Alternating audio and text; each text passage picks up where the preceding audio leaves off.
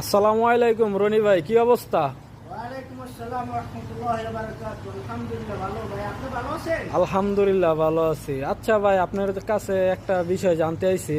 এই যে সৌদি আরব যারা নতুন আসতেছে 3 মাসের, যে এই দৌড়াদৌড়ি হয়রানিটা যে করে, এর জন্য আপনি কিছু বলবেন? হ্যাঁ অবশ্যই বলবো। আমি আইছি, আমিও বিপদে পড়ছিলাম এই দেশে আসে অনেক। কিন্তু যারা ওই যে দালালের মাধ্যমে আসে, তারা যায় সৌদি আরবে ফ্রি ভিসা আসে, ভালো সুন্দর ভিসা, মাসে 1.5 লাখ 2 লাখ কামাইবা, এটা বলে আছে যে আসে। তারপরে আসার পরে একটা পাসপোর্টের একটা ম্যাপ থাকে, এয়ারপোর্ট থেকে যায় 3 মাসের জন্য। 3 মাসের জন্য যায়, আসার পর 3 মাসের একামাটাই থাকে। তারপর অনেক দালাল আসে বানায় দেয়, অনেক দালাল, বেশিরভাগ দালালে বানায় দেয় না। 1 বছরে যে একটা ম্যাপ থাকে ওটা বানায় দেয় না, দেওয়ার কারণে